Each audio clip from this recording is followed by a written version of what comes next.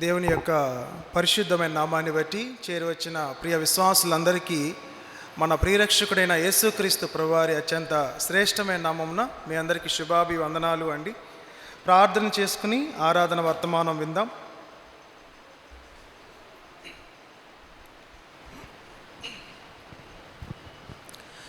పరిశుద్ధుడైన తండ్రి, ప్రేమ కలిగిన ప్రభువా, మీ అత్యున్నతమైన నామాన్ని బట్టి మీకే స్తుతులు, మీకే స్తోత్రాలు దేవా.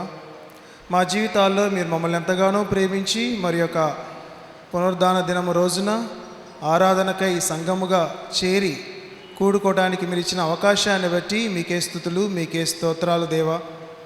ఈ సమయంలో ఆరాధన వర్తమానాన్ని మీరే మాకు బోధించండి ప్రభు.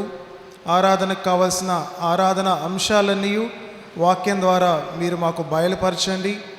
మీరు ఎంత ఉన్నతమైన దేవుడో, మీ యొక్క గొప్ప గుణలక్షణాలను వాక్యానుసారంగా ధ్యానించి ఆత్మతోనూ సత్యముతోనూ ఆరాధన చేయటానికి సహాయము చేయమని, మట్టివాడను అన్ని విషయాల్లో సున్నా వంటి వాడినైన నన్ను మీ సిలువు చాటున మరుగు చేయమని యేసయ్య శ్రేష్టమైన నామమున ప్రార్థించి అడిగి వేడుకుంటున్నాం పరమ తండ్రి, ఆమేన్.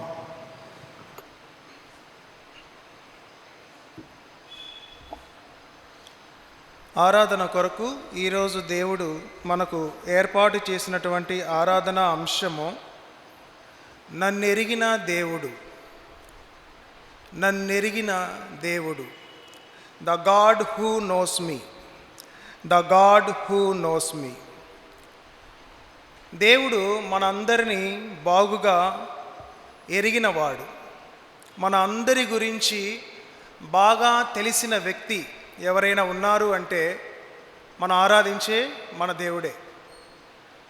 మన చుట్టూ ఉన్న మనుషుల కంటే కూడా దేవునికే మన గురించిన ప్రతి విషయం బాగా తెలుసు.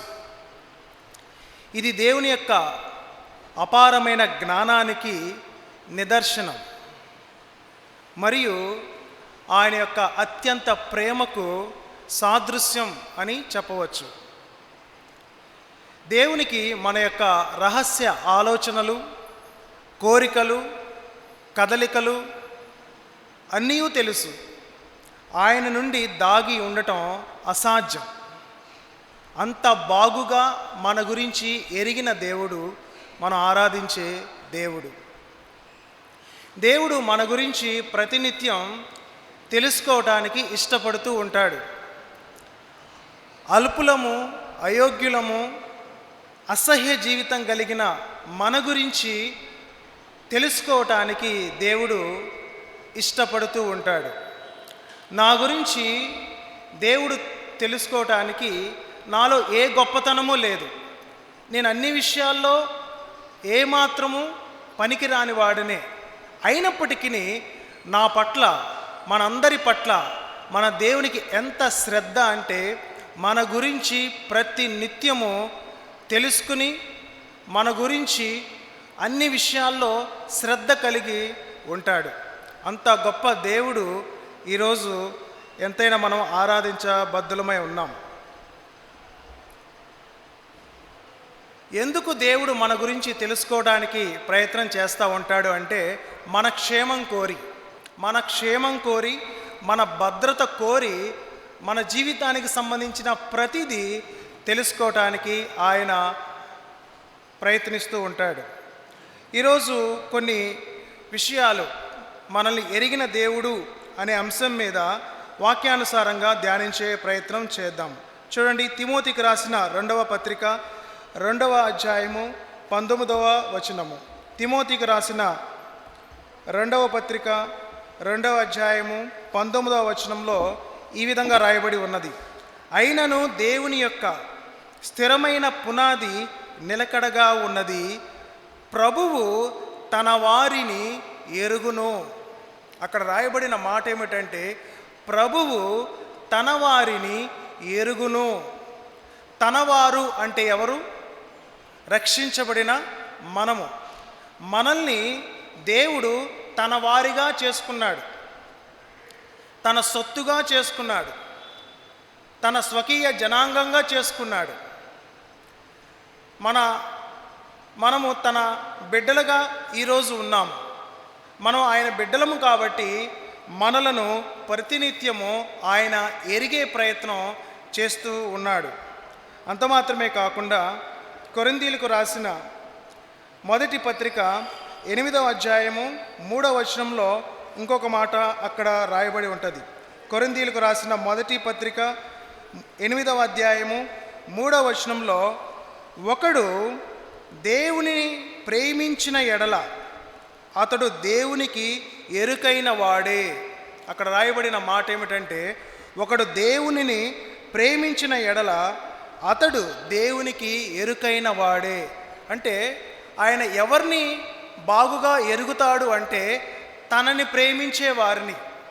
ఒకవేళ ఇక్కడ కూర్చున్న మనలో దేవుణ్ణి ప్రేమించేవారుగా మనం ఉన్నట్లయితే మనలను ఆయన బాగుగా ఎరిగే దేవుడై ఉన్నాడు. ఎప్పటి నుండి దేవుడు మనల్ని ఎరిగే ప్రయత్నం చేస్తూ ఉన్నాడు అంటే, ఎంత కాలం నుండి దేవునికి నేను తెలుసు అంటే వాక్యం సెలవిస్తా ఉన్నది. ఇర్మియా గ్రంథం 1వ అధ్యాయము 5వ వచనంలో ఒక మాట రాయబడి ఉన్నది. ఇర్మియా గ్రంథం 1వ అధ్యాయము 5వ వచనంలో,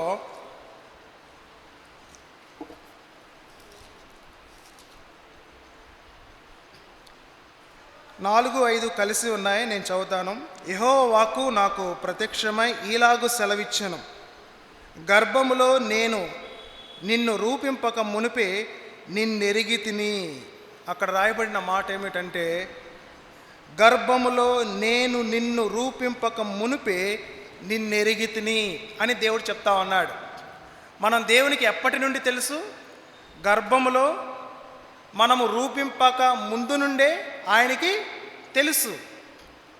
తల్లి గర్భంలో మనం మొదట అండముగా, తర్వాత పిండముగా, తర్వాత మాంసపు ముద్దగా ఉన్నప్పటి నుండే ఆయన నన్ను ఎరిగాడు. తల్లికి కూడా తెలియదు నా రూపం ఎలా ఉంటుందో, తండ్రికి కూడా తెలియదు నా రూపం ఎలా ఉంటుందో. కానీ నా దేవుడు, నేను తల్లి గర్భంలో నాకంటూ ఒక రూపము అనేది రాక మునుపు నుండే ఆయన నన్ను గుర్తెరిగిన దేవుడు, నన్ను ఎరిగిన దేవుడు. ఇది దేవుని యొక్క తీక్షణమైన పరిశీలనకు నిదర్శనం. ఇంతటి తీక్షణమైన పరిశీలన చేసే దేవుడు ఇంకెవరూ లేరు. మనము బయట వింటూ ఉంటాం న్యూస్ పేపర్స్లో, ఎక్కడైనా బస్సు తగలబడిపోయినప్పుడు బస్సులో ఉన్న వాళ్ళందరూ ఒకవేళ కాలిపోతే వారి యొక్క ముఖాలను, దేహాలను గుర్తుపట్టలేని స్థితిలో వాళ్ళు ఉంటే వాళ్ళకి DNA టెస్ట్ అనేది ఒకటి చేస్తారు. ఆ DNA టెస్ట్ ద్వారా ఎవరు ఏంటి అనేది చివరికి ఒక సమాచారం అనేది ఇస్తారు. కానీ మన దేవునికి ఏ DNA టెస్టులతో పని లేదు.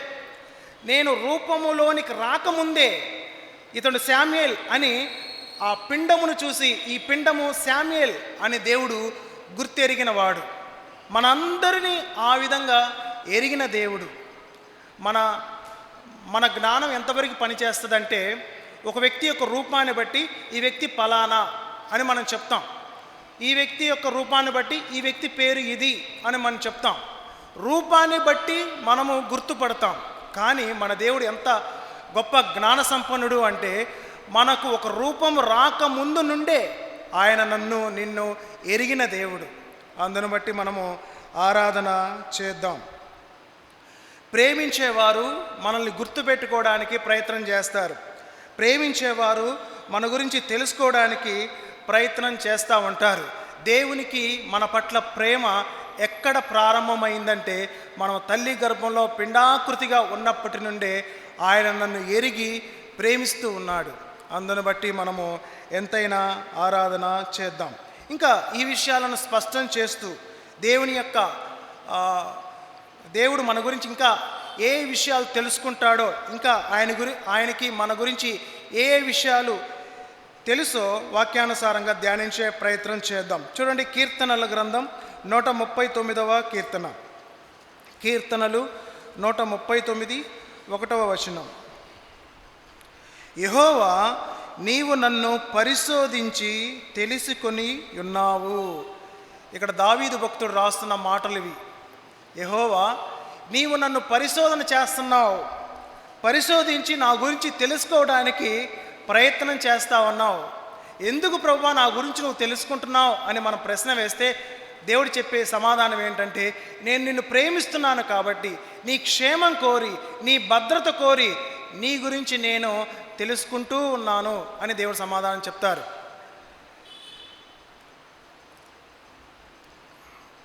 ఆయన పరిశీలన మన క్షేమం కొరకే అనే విషయాన్ని మనం జ్ఞాపకము చేసుకోవచ్చు. ఎంతగా దేవుడు మనల్ని పరిశీలన చేస్తూ ఉంటాడంటే, అక్కడ రాయబడి ఉంటుంది 2వ వచనంలో, నేను కూర్చుండుట నేను లేచుట నీకు తెలియను. మనం కూర్చోవటం, మనం నుంచోవటం ఆయనకి తెలుసు. ఆత్మీయంగా కూడా మనము పడిపోయిన స్థితిలో ఉన్నప్పుడు మనల్ని చూస్తూ ఉన్నాడు, నిలబడిన స్థితిలో ఉన్నప్పుడు మనల్ని చూస్తూ ఉన్నాడు, మనం బలహీనులుగా ఉన్నప్పుడు మనల్ని చూస్తూ ఉన్నాడు, మనం బలవంతులుగా ఉన్నప్పుడు ఆయన మనల్ని చూస్తూ ఉన్నాడు. ఆయనకు కనుమరుగైనది ఏదియూ లేదు. ప్రతి కదలిక, మన జీవితానికి సంబంధించిన ప్రతి కదలిక ఆయన అంతగా తీక్షణంగా అబ్జర్వ్ చేస్తూ ఉన్నాడు. ఇంతటి అబ్జర్వేషన్ ఎవరు చేయరు. మనము హాస్పిటల్కి వెళ్తే ఏదైనా సీరియస్ అయితే కనుక ఒక పేషెంట్ని అబ్జర్వేషన్లో పెట్టారు అని అంటారు. అబ్జర్వేషన్లో పెట్టారు అంటే 24 గంటలు ఆ పేషెంట్ యొక్క ఆరోగ్యాన్ని అబ్జర్వ్ చేస్తూ ఉంటారు. అతని యొక్క రక్త ప్రసరణను కావచ్చు, హార్ట్ బీట్ని కావచ్చు, ప్రతిదీ అతని ఆరోగ్యానికి సంబంధించిన ప్రతిదీ డాక్టర్స్ అబ్జర్వ్ చేస్తూ ఉంటారు. దేవుడు కూడా మనల్ని 365 రోజులు అబ్జర్వ్ చేయటమే తన పనిగా పెట్టుకున్నటువంటి దేవుడు. ఇంకా దేవునికి మన గురించి ఇంకా ఏ విషయాలు తెలుసు అంటే చూడండి, కీర్తనల గ్రంథం 139 2వ వచనంలోనే ఉంటుంది, నాకు తలంపు పుట్టక మునుపే నీవు నా మనస్సు గ్రహించుచున్నావు. నా మనస్సు కూడా ఎరిగిన దేవుడు. మనుషులకి మన మనస్సు అర్థం కాదు. భార్యకి ఒక్కోసారి భర్త మనస్సు అర్థం కాదు. భర్తకి ఒక్కోసారి భార్య మనస్సు అర్థం కాదు. నా మనసు తెలుసుకోవేంటి అని మనసు విషయమై పోరాటాలు చేసేవాళ్ళు ఎంతోమంది ఉంటారు. నన్ను అర్థం చేసుకోవేవి అని చెప్పేసి గొడవ పడేవాళ్ళు కూడా ఉంటూ ఉంటారు. కానీ వాక్యం సెలవిస్తూ ఉంది, నాకు తలంపు పుట్టక మునిపే ఆయన నా మనస్సుని గ్రహించుచున్నాడు. నా మనస్సుని ఎరిగిన దేవుడు, నా మనస్సులో ఉన్నటువంటి భావోద్రేకాలను ఎరిగిన దేవుడు. ఒకవేళ నా మనసులో ఏదైనా పాపం ఉన్నా కానీ ఎరిగిన దేవుడు, నా బలహీనతలు ఎరిగిన దేవుడు, నా మనోవేదన, నా దుఃఖమును ఎరిగిన దేవుడు, నా తలంపులన్నీ ఆయనకి తెలుసు. ఈ వాక్యాన్ని స్పష్టం చేస్తూ కీర్తనల గ్రంథం 9వ అధ్యాయము 4వ వచనంలో ఒక మాట ఉంటుంది. కీర్తనలు 9:4,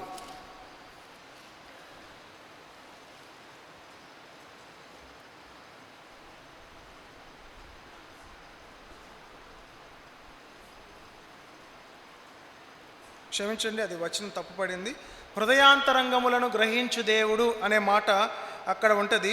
ఈ విషయాన్ని మనకి అర్థం అవ్వాలి అంటే సమూయేలు మొదటి గ్రంథం 16వ అధ్యాయము 7వ వచనంలో అక్కడ మాట మనందరికీ బాగా తెలుసు.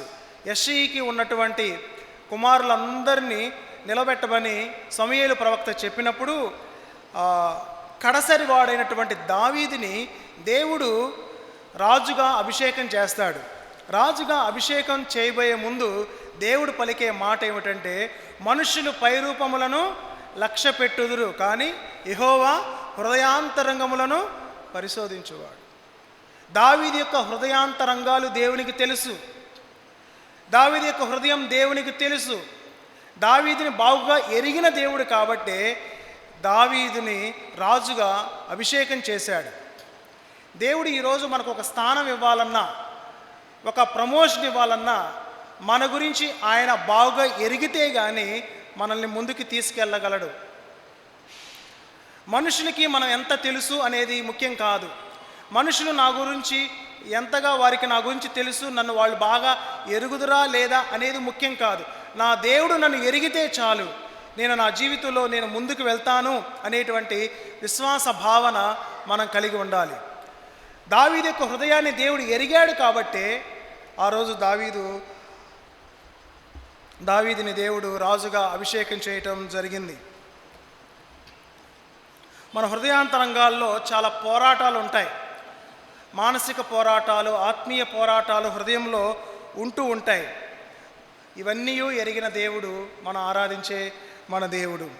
ఇంకా దేవునికి ఇంకా మన గురించి ఏ విషయాలు తెలుసు అంటే చూడండి, 139వ కీర్తనలోనే 3వ వచనంలో ఉంటుంది, నా నడకను నా పడకను నీవు పరిశీలన చేసి ఉన్నావు, నా చర్యలన్నిటినీ నీవు బాగుగా తెలుసుకొని ఉన్నావు. మన నడవటం, మన పడక గురించి ప్రతిదీ ఆయనకి బాగా తెలుసు. ఈ విషయాలు చెప్తున్నప్పుడు ఎంత తీక్షణమైన పరిశీలన, ఎంత తీక్షణమైన శ్రద్ధ మన పట్ల దేవుడు కలిగి ఉన్నాడో అనటానికి ఈ మాటలు రుజువుగా ఉన్నాయి. మన క్రియలను ఎరిగిన దేవుడు, మన చర్యలను ఎరిగిన దేవుడు.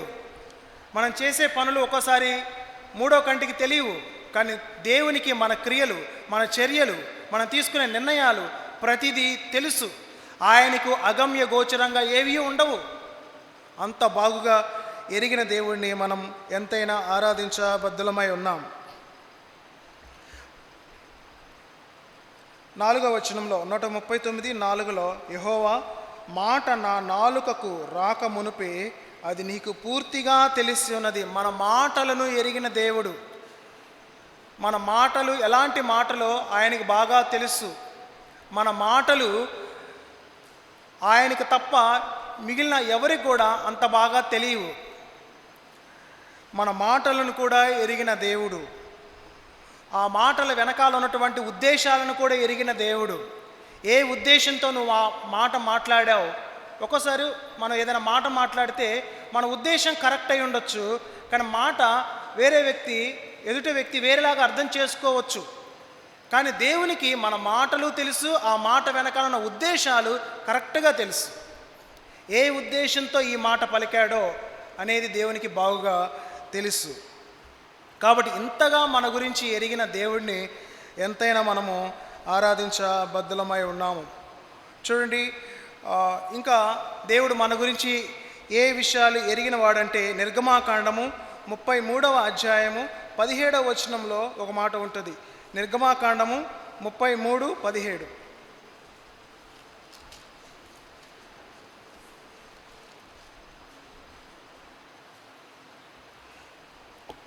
కాగా యెహోవా, నీవు చెప్పిన మాట చొప్పున చేసెదను, నీ మీద నాకు కటాక్షము కలిగినది, నీ పేరును బట్టి నిన్నెరుగుదునని మోషేతో చెప్పగా.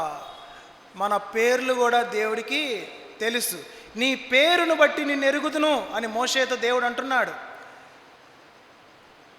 మన పేరు కూడా దేవునికి బాగా తెలుసు. ఇక్కడ కూర్చున్న వారిలో మన తోటి సంఘస్థుల పేర్లు ఎంతమందికి తెలుసు? కనీసం ఒక 50 మంది పేర్లు మనకు తెలుసా? ఒక 100 మంది పేర్లు మనకు తెలుసా? మన సంఘస్థుల పేర్లు ఒక్కోసారి మనకి గుర్తుండవు. పేర్లు వ్యక్తి గుర్తుంటాడు కానీ అతని పేరు గుర్తుండదు. మన తోటి సంఘస్థులే 10 ఏళ్ల నుండి 20 ఏళ్ల నుండి వాళ్ళని మనం చూస్తూనే ఉన్నాం. మనకు ఒక్కోసారి వాళ్ళ యొక్క పేరు కూడా గుర్తుండదు. కానీ వాక్యం సెలవిస్తూ ఉంది, దేవుడు మన పేరును బట్టి మనల్ని ఎరిగే దేవుడు. ప్రపంచ జనాభా ఎంతమంది ఇప్పుడు ప్రస్తుతం? దాదాపు 700 కోట్ల మంది. 700 కోట్ల మందికి 700 కోట్ల పేర్లు ఉంటాయి, అవునా కదా? 700 కోట్ల పేర్లను ఎరిగిన దేవుడు. మానవ చరిత్రలో ఆదాము మొదలుకొని ఇప్పటి వరకు ఎంతమంది పుట్టారు, చనిపోయారు, వాళ్ళందరికీ పేర్లు ఉన్నాయి. అందరి పేర్లను ఎరిగిన దేవుడు. అంత మాత్రమే కాకుండా తన నామమందు విశ్వాసం ఉంచిన ప్రతి వ్యక్తి యొక్క పేరుని జీవగ్రంథంలో రాసిన దేవుడు. అంతగా మన గురించి ఎరిగిన దేవుణ్ణి మనం ఎంతైనా ఆరాధించబద్ధులమై ఉన్నాం. ఈ విషయాన్ని స్పష్టం చేస్తూ యోహాను సువార్త 10వ అధ్యాయము 14వ వచనంలో యేసుక్రీస్తు ప్రభువారు ఒక మాట పలికారు. యోహాను సువార్త 10వ అధ్యాయము 14వ వచనం.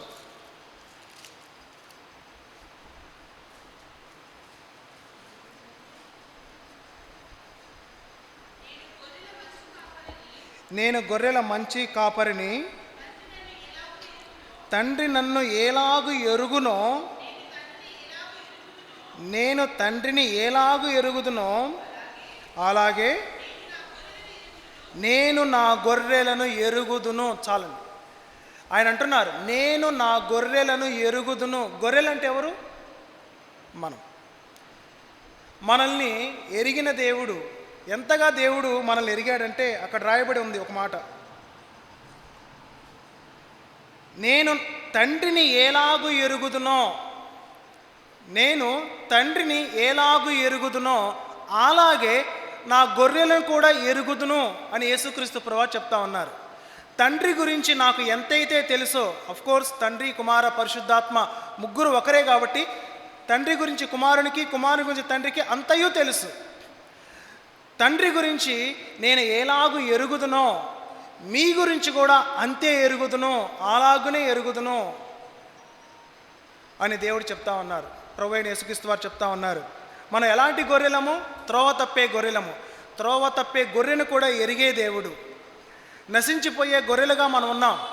మన స్థితిని, మన పాప స్థితిని, మనం నాశనానికి వెళ్తున్నామన్న స్థితిని ఎరిగి పరలోకము నుండి ఈ భూలోకానికి ప్రాణం పెట్టడానికి వచ్చాడు.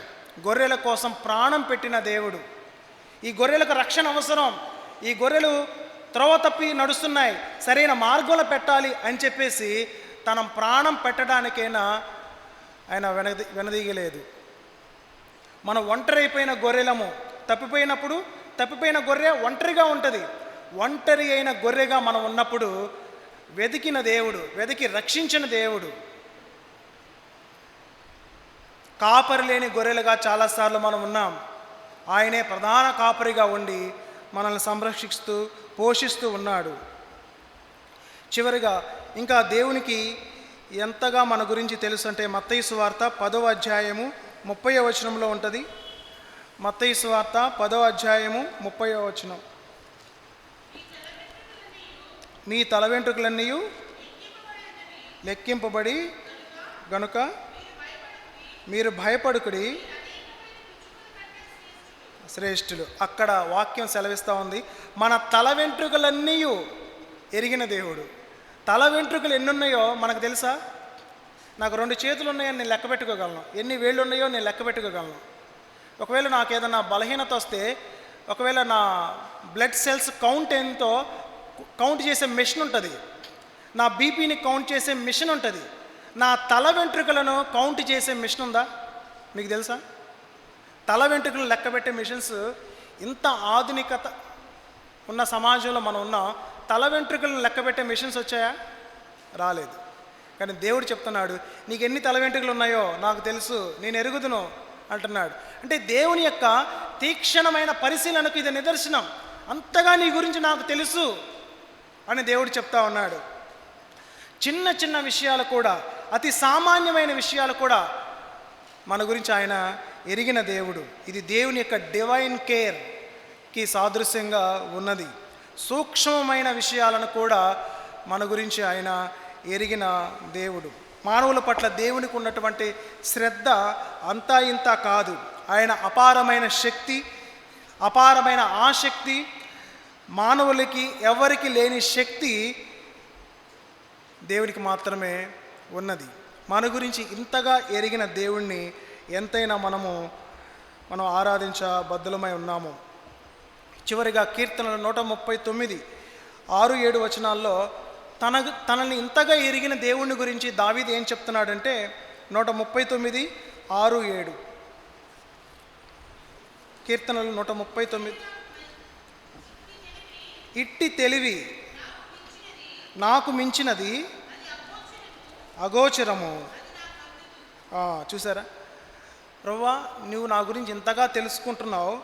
ఇట్టి తెలివి, ఇంత నా గురించి తెలుసుకునేంతగా ఎవరు తెలుసుకోవట్లేదు. అంత తెలివి నీకున్నది, అంత జ్ఞానం నీకున్నది.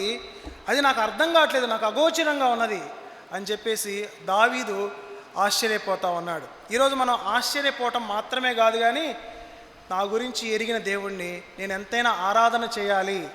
ఇంతగా నా గురించి తెలుసుకోవడానికి ప్రయత్నం చేస్తున్నావు ప్రభువా, నా పట్ల నీకు ఎందుకు ఇంత శ్రద్ధ, నా పట్ల ఇంత ప్రేమ నీకు ఉన్నదా అని చెప్పేసి ఆయన శ్రద్ధను బట్టి ప్రేమను బట్టి మనం ఆరాధించే ప్రయత్నం చేద్దాం. కాబట్టి చెప్పబడిన వాక్యాన్ని బట్టి ఆరాధన చేద్దాం, తలలు వంచుదాం, మోకరించుదాం, ఆరాధన చేద్దాం.